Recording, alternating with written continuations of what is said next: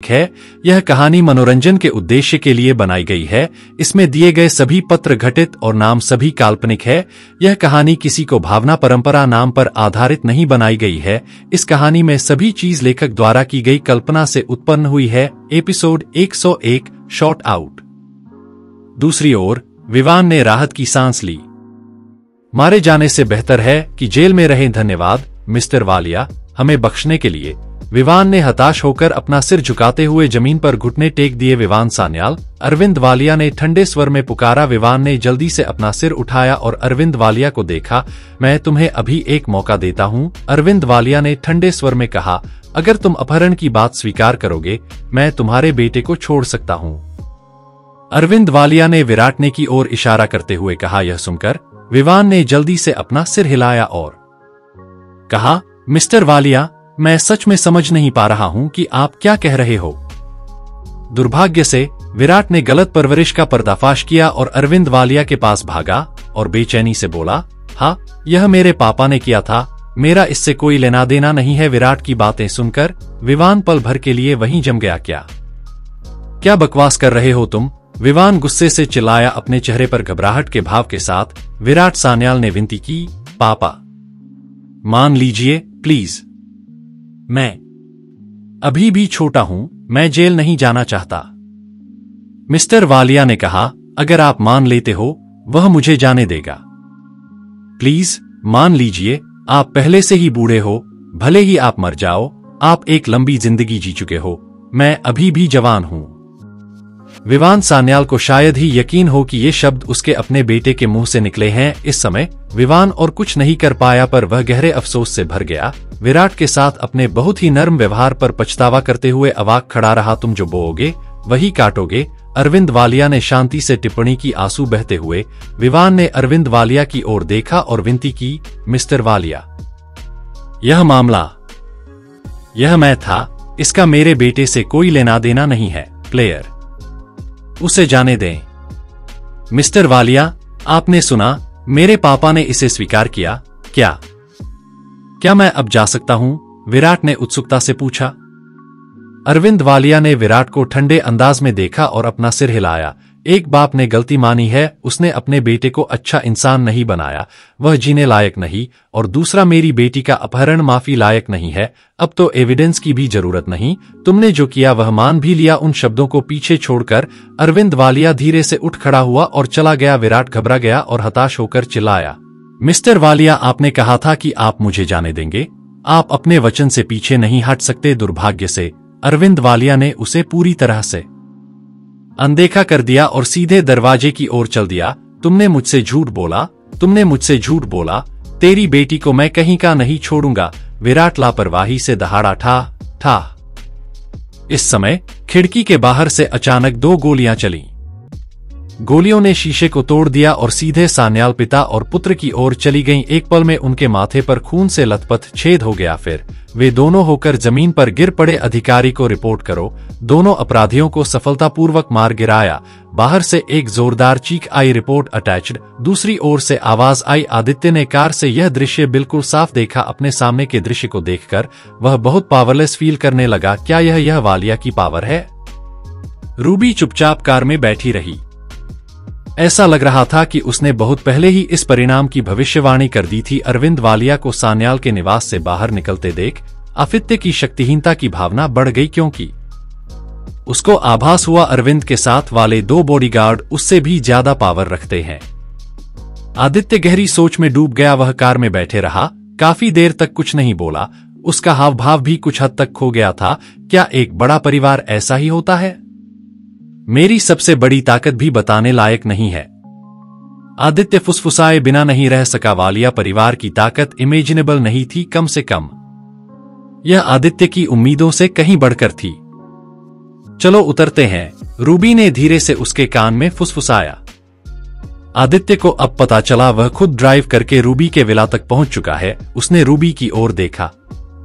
खूबसूरत, प्यारी, समझदार और सबसे बड़ी बात, वालिया की राजकुमारी।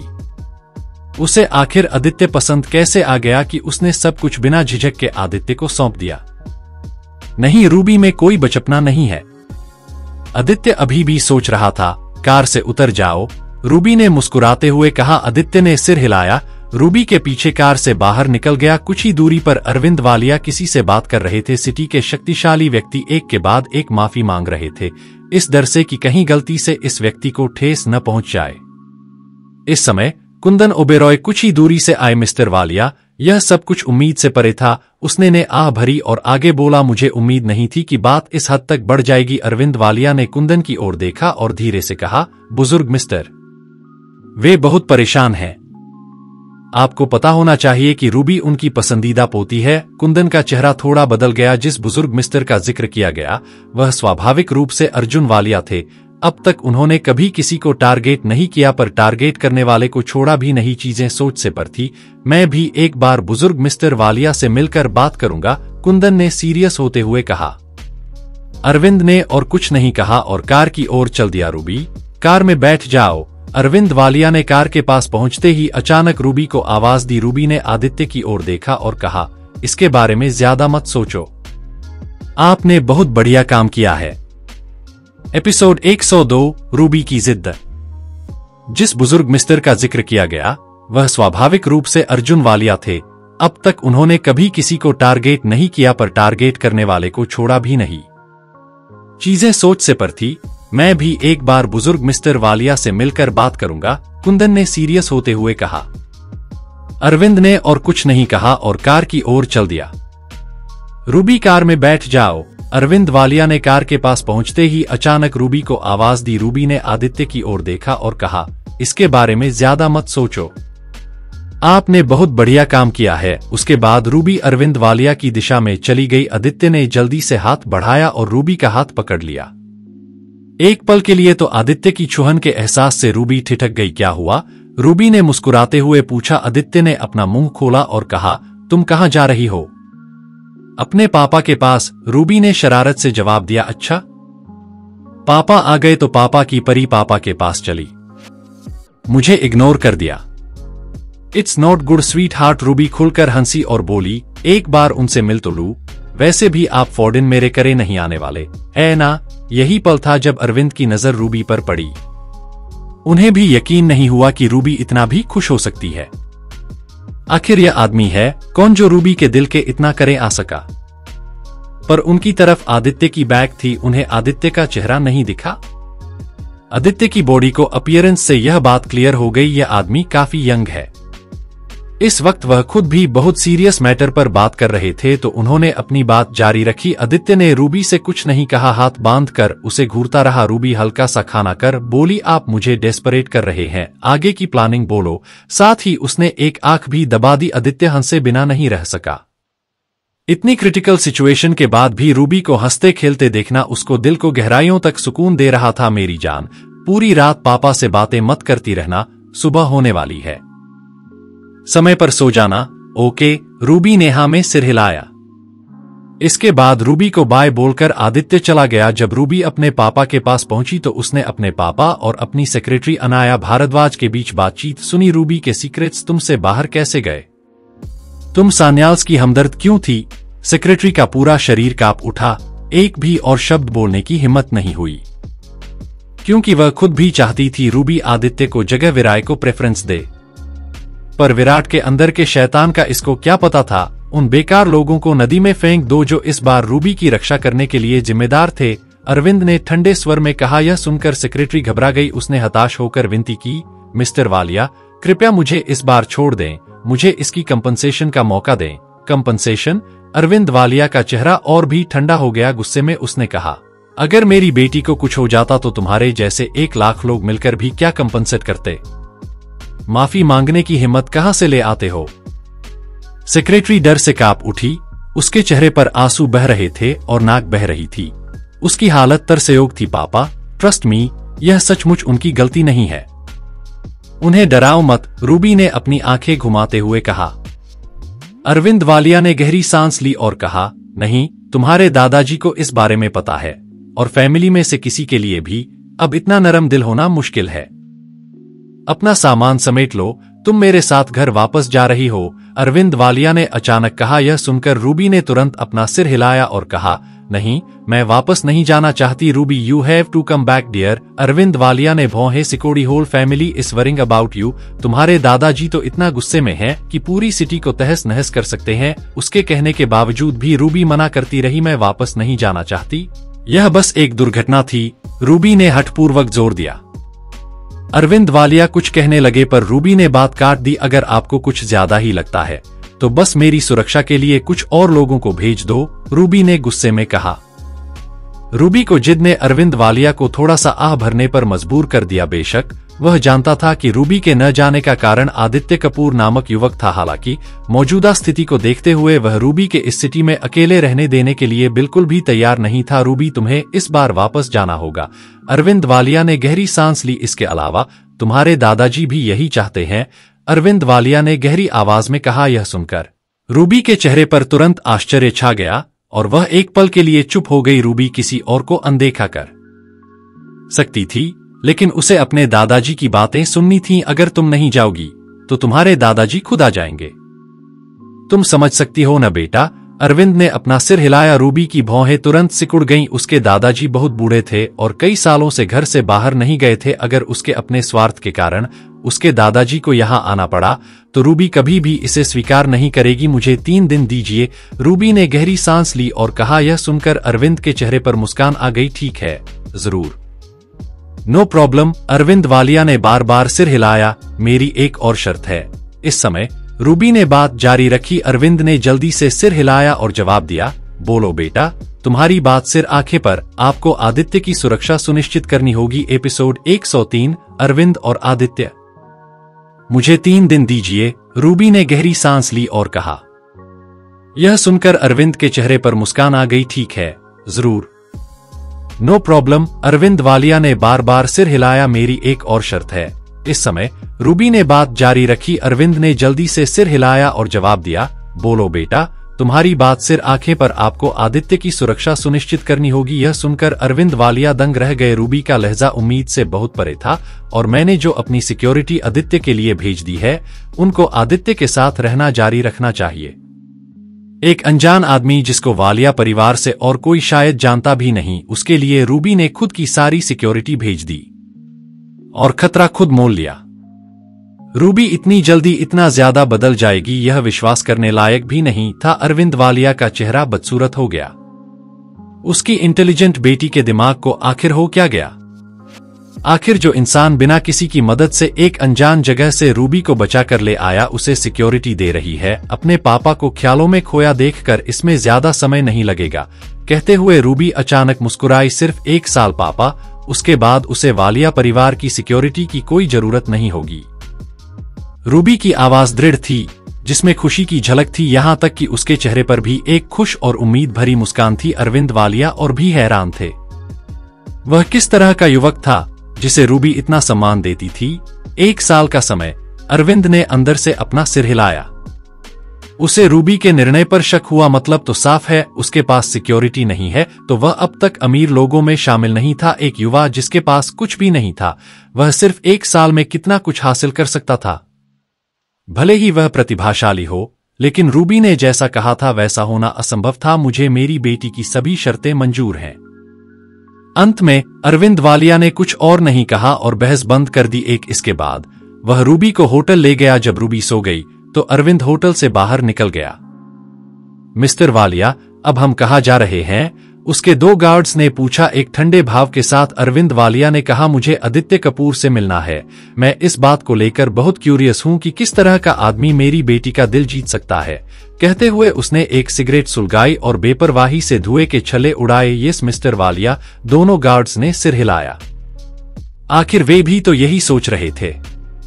और कार आदित्य के निवास की ओर तेजी से बढ़ गई। वालिया परिवार की पहुंच के कारण आदित्य को खोजने में बस कुछ ही मिनट लगेंगे। कार में अरविंद वालिया ने खोए से अंदाज में बाहर देखा। रूबी के जवान होते होते उसे बहुत ही अट्रैक्टिव एंड पावरफुल लड़कों से मिलवाया, पर रूबी को किसी में भी कोई इंटरेस्ट नहीं था। तो यहाँ इस शहर में ऐसा क्या हुआ कि एक गुमनाम सा लड़का रूबी के लिए सब कुछ हो गया? एक बाप के लिए यह बहुत चिंता का विषय था। ओनली एंड वन, रूबी एक बेसहारा लड़के में कैसे रुचि दिखा सकती थी? इस समय आदित्य होटल के बिस्तर पर करवटें बदल रहा था। सो नहीं पा रहा था। उसके दिल में एक कड़वी भावना बनी हुई थी और वालिया परिवार की पहुंच को देखने के बाद उसकी खुद के लिए और बेटर करने की भावना और भी अधिक जागृत हो गई थी। वालिया की जो आज पावर देखी थी वह आदित्य की कल्पना से कहीं परे थी, यहाँ तक कि उसे शक्तिहीनता का एहसास भी हुआ। डैम इट, आदित्य अचानक बिस्तर पर बैठ गया। उसके लिए आज सोना बिल्कुल असंभव था। रूबी सिर्फ मेरी है और मैं उसके लिए किसी से भी पार पाऊंगा। आदित्य उठ खड़ा हुआ, खिड़की के बाहर के नजारे को निहारते हुए।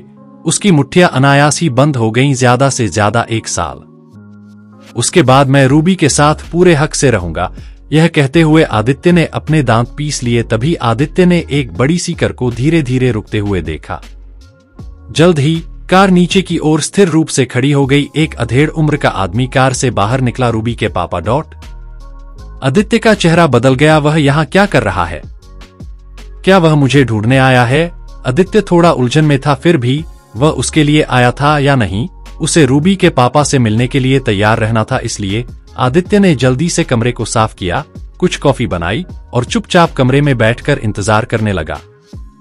जल्द ही दरवाजे के बाहर से जमीन पर जूतों के टकराने की आवाज आई। अरविंद वालिया और उसके 2 आदमी जल्दी से दरवाजे पर आ गए। दरवाजा जानबूझकर खुला छोड़ दिया गया था, मानो अंदर जैसे कोई जानबूझकर उनका इंतजार कर रहा हो। इससे अरविंद वालिया को कुछ आश्चर्य हुआ। आदित्य जल्दी से उठ खड़ा हुआ, आगे बढ़ा और बोला, आपसे मिलकर अच्छा लगा अंकल। अरविंद ने उसे अनदेखा किया और सीधे सोफे पर बैठ गया।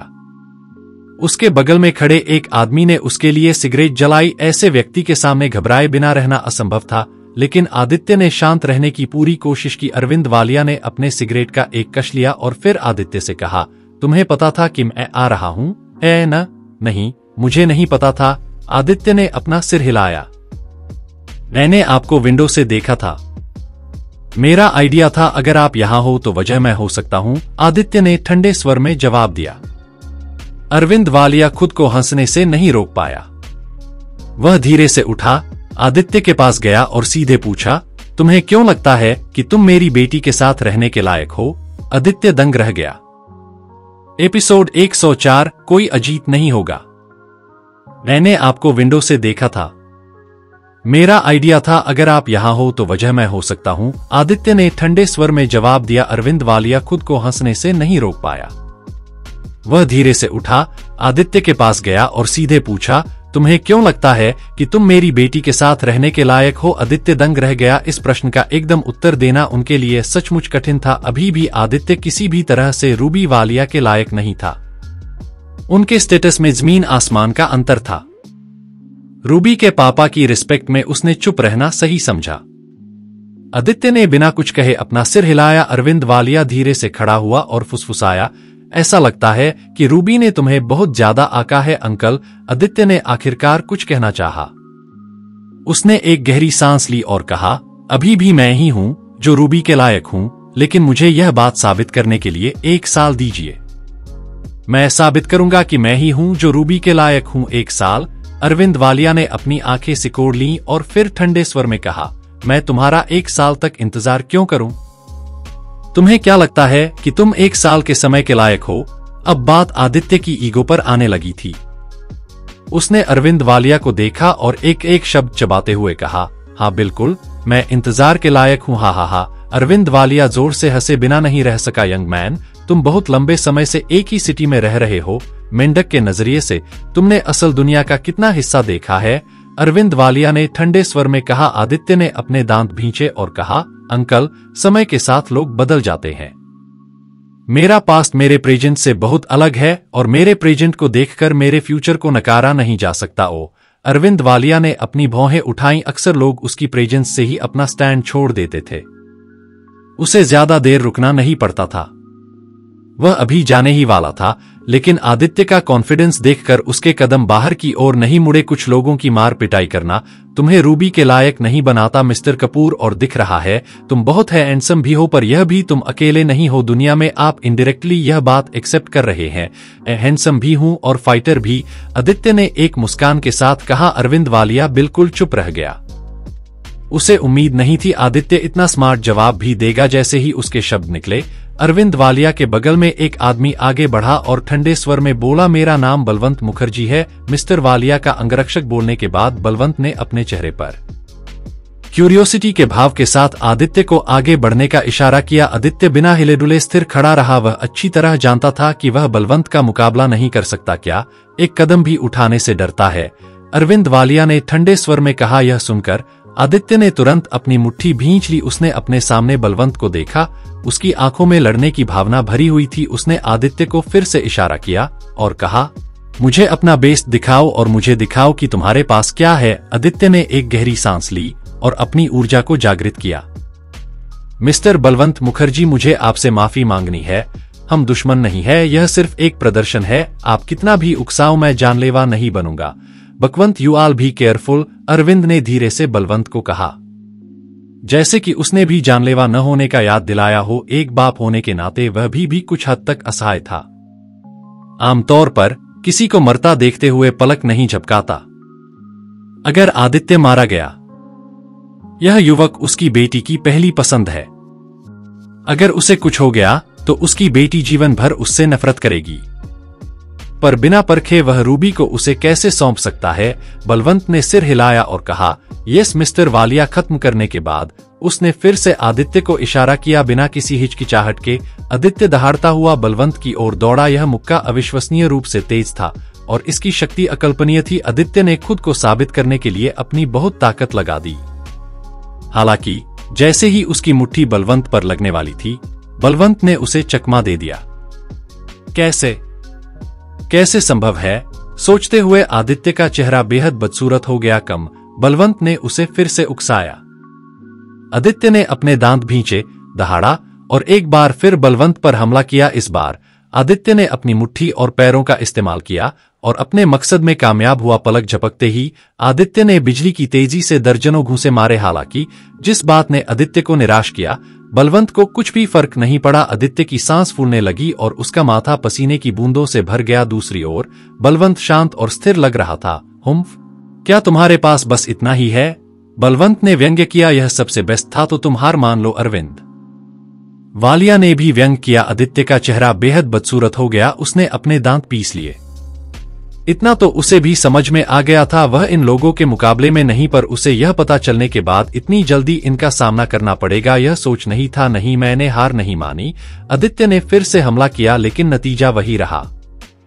आदित्य ने चाहे जितनी भी कोशिश की, वह बलवंत को 1 इंच भी हिला नहीं पाया। बलवंत वहीं खड़ा रहा, अपने हाथों को अपनी पीठ के पीछे करके आदित्य को बिना कोई हरकत किए उस पर हमला करने दिया। यह कैसे संभव है? आदित्य बार बार पंच मार रहा था। वह जानता था कि उसके और बलवंत के बीच एक अंतर है, लेकिन उसने यह उम्मीद नहीं की थी कि यह अंतर इतना बड़ा होगा। बहुत कमजोर। बलवंत ने आदित्य को टालते हुए अपना सिर हिलाया। अपनी आंखों में मजाक को छिपाने की जहमत नहीं उठाई। क्या तुम इस पावर के साथ मिस वालिया को तुम्हारा इंतजार करवाने के लायक भी हो? बलवंत ने व्यंग्य किया। कभी गीदड़ से शेर की पहरेदारी नहीं करवाई जाती, इसलिए तुम्हें बस अपनी इस सिटी में रहना चाहिए और इस सोच से ईमानदार होना चाहिए कि मिस वालिया को किसी बेहतरीन व्यक्ति के साथ होना चाहिए। बलवंत ने व्यंग्य किया। Shut up. अचानक आदित्य दहाड़ा। उसके पूरे शरीर की ऊर्जा तुरंत बढ़ गई और उसने बलवंत के गाल पर अपनी मुट्ठी धमाके से पटक दी। इस पंच में अचानक आई स्पीड ने बलवंत को पूरी तरह से चौंका दिया। यह मुक्का सीधे बलवंत के चेहरे पर लगा था। बलवंत पूरा घूम गया, जिससे उसका चेहरा गुस्से और अविश्वास से भर गया। उसे यकीन नहीं हुआ, उसका पूरा शरीर सच में घूम गया। दूसरी ओर अरविंद वालिया भी एकटक देखता रहा। उसकी इसमें हल्की दिलचस्पी दिखी। आदित्य दूर खड़ा था, सांस फूल रही थी। उसने मुस्कुराते हुए कहा, पता चला कि भले ही मेरा पास्ट ऐसा नहीं, पर फ्यूचर में मेरे सामने कोई अजीत नहीं होगा। एपिसोड 105, रूबी से शादी लिए बिना नहीं मरूंगा। यह मुक्का सीधे बलवंत के चेहरे पर लगा था। बलवंत पूरा घूम गया, जिससे उसका चेहरा गुस्से और अविश्वास से भर गया। उसे यकीन नहीं हुआ, उसका पूरा शरीर सच में घूम गया। दूसरी ओर अरविंद वालिया भी एकटक देखता रहा। उसकी इसमें हल्की दिलचस्पी दिखी। आदित्य दूर खड़ा था, सांस फूल रही थी। उसने मुस्कुराते हुए कहा, पता चला कि भले ही मेरा पास्ट ऐसा नहीं, पर फ्यूचर में मेरे सामने कोई अजीत नहीं होगा। बलवंत का चेहरा कुछ हद तक बर्फ की तरह ठंडा था। उसने अपने मुंह के कोने को पोंछा और आदित्य को ठंडे अंदाज में देखते हुए कहा, तुम जैसे कूड़े के टुकड़े से मारा जाना वाकई अपमानजनक है। कुछ देर बलवंत रुक गया, फिर गुस्से से चिल्लाया, लेकिन तुम्हारा गोल्डन टाइम ओवर हो चुका है। डॉट जैसे ही शब्द निकले उसने आदित्य पर हमला कर दिया। उसकी स्पीड इतनी तेज थी कि आदित्य के लिए कल्पना करना मुश्किल था। आदित्य को रिएक्ट करने का समय भी नहीं मिला। इससे पहले बलवंत को मुट्ठी उसके पेट के निचले हिस्से में जा लगी। एक जोरदार धमाके के साथ आदित्य के लिए यह तीव्र दर्द असहनीय था। उसने अपना पेट पकड़ लिया और जमीन पर गिर पड़ा। आदित्य ने अपना मुंह खोला। दर्द से कराहने के अलावा कुछ नहीं कर सका। बलवंत ने आदित्य को ठंडे अंदाज में देखा और व्यंग्यात्मक लहजे में कहा, जैसा कि मैंने पहले कहा, ऐसे हुनर के साथ तुम मिस वालिया का पीछा करने के लायक नहीं हो। यह कहने के बाद बलवंत मिस्टर अरविंद वालिया को और मुड़ा। मिस्टर वालिया, यह खत्म हो गया है, बलवंत ने संतुष्टि से कहा। अरविंद वालिया ने आदित्य की ओर देखा, जो उठने के लिए संघर्ष कर रहा था, और अपना सिर हिलाया। जाहिर है आदित्य ने लड़ने की अपनी क्षमता खो दी थी। Let's go. अरविंद वालिया ने अपना हाथ हिलाया। Yes mister Walia. बलवंत ने सिर हिलाया और फिर वह दरवाजे की ओर चल पड़े। यहीं रुको। इस समय उनके पीछे खड़ा आदित्य अचानक चिल्लाया। जैसे ही वे मुड़े उन्होंने देखा कि आदित्य पहले ही खड़ा हो चुका था। हालांकि उसकी बॉडी कुछ अस्थिर थी, लेकिन वह वहीं मजबूती से खड़ा था, गिरने से बच रहा था। अभी न मैंने हार मानी है और यह खत्म भी नहीं हुआ है, ठंडे स्वर में बोलते हुए आदित्य ने अपने मुंह से निकल रहे खून से भीगे कोने से खून पोंछा। बलवंत के चेहरे पर डिसअपॉइंटमेंट के भाव उभर आए। आदित्य को तो बोलना तक नहीं चाहिए थे, उसका खड़ा होना तो सबके लिए एक झटका था। क्या तुम और सजा चाहते हो? बलवंत ने कुछ गुस्से से कहा। तुम और बैटर ट्राई कर सकते हो, आदित्य ने बलवंत का मजाक उड़ाते हुए कहा। अज्ञानी मूर्ख। बलवंत ने ठंडी सांस ली। एक झटके में आदित्य की गर्दन पकड़ी और अपने घुटने को आदित्य के पेट के निचले हिस्से में पटक दिया। पफ। बलवंत को एहसास हुआ उसका घुटना आदित्य की मुट्ठियों पर पड़ा, पेट पर नहीं, पर यह घुटने का वार और भी जोरदार था और दर्द और भी ज्यादा तीव्र था। पर आदित्य ने अपना पेट बचा लिया। इससे बलवंत का गुस्सा बढ़ रहा था, पर आदित्य को चकमा देते हुए बलवंत ने तुरंत दोबारा घुटने से पेट पर वार किया। बहुत तेज दर्द हुआ और दर्द में वह जमीन पर गिर पड़ा।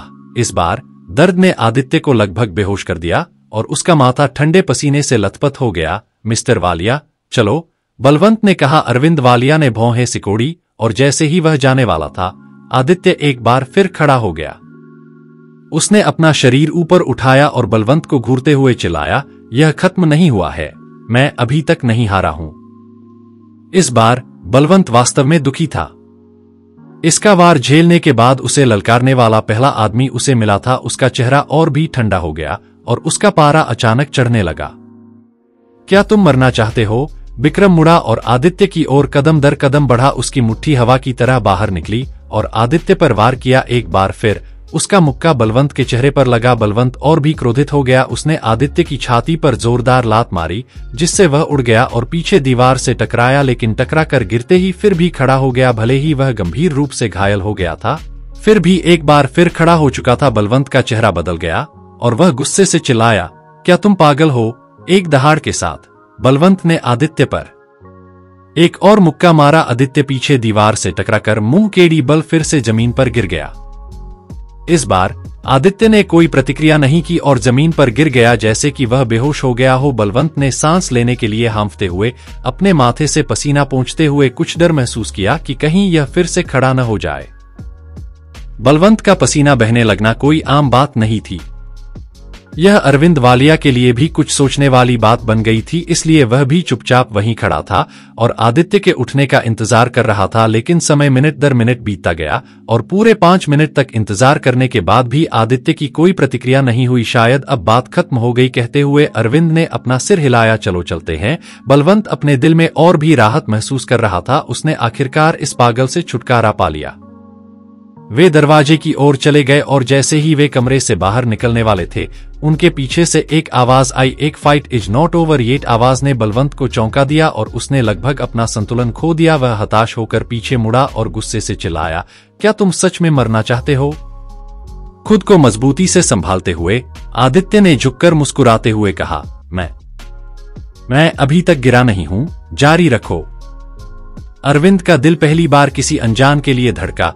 उसने भौहें सिकोड़ी। आदित्य, जिद छोड़ो, अगर तुम ऐसा ही करते रहे तो तुम मर जाओगे। रूबी से शादी किए बिना नहीं, कभी नहीं। आदित्य की मुस्कान और भी ठंडी हो गई थी। वह की और सोच पाता तभी मैं तुम्हें मार डालूंगा, बलवंत गुस्से में चिल्लाया। अपनी मुट्ठियों को लोहे की तरह कसते हुए उसने बेरहमी से आदित्य पर वार किया, लेकिन इस बार कुछ चौंकाने वाला हुआ। इस बार बलवंत की मुट्ठी आदित्य के हाथ में फंस गई। कैसे? यह कैसे संभव है? अरविंद का मुंह खुला रह गया। वह अपने सामने के दृश्य पर यकीन ही नहीं कर पा रहा था। बलवंत की आंखों की पुतलियां सिकुड़ गईं। इस बच्चे ने यह कैसे किया? वह अपनी मुट्ठी को हिला भी नहीं पा रहा था। यह सिर्फ एक पावर का प्रदर्शन था, कोई युद्ध नहीं था। फिर भी जानलेवा वार करके तुम मुझे मारना चाहते हो? आदित्य ने अपना सिर उठाया। उसके चेहरे पर एक क्रूर भाव था, क्योंकि वह सिर्फ और सिर्फ बलवंत को देख रहा था। मैंने तुमसे कहा था, मैं रूबी से शादी करने से पहले नहीं मरूंगा, आदित्य चिल्लाया दहाड़ते हुए। आदित्य की मुट्ठी ने बलवंत के चेहरे पर जोरदार प्रहार किया। फ्रेंड्स, आप सभी ने मेरी इस स्टोरी को बहुत प्यार दिया। आप सभी का दिल से शुक्रिया। आप सभी से मेरी रिक्वेस्ट है, प्लीज मेरी एक और कहानी है, कम बैक, मेरी लाइब्रेरी में मिल जाएगी। उसे भी प्यार और सपोर्ट देना। आपको एंटरटेन करने का मेरा वादा है। आपको वह कहानी भी बहुत पसंद आएगी। सपोर्ट के लिए एक बार फिर दिल से शुक्रिया। जितना ज्यादा कर सकते हो उतना कर देना। तो चलो मिलते हैं अगली वीडियो में, तब तक के लिए। अरिगातो।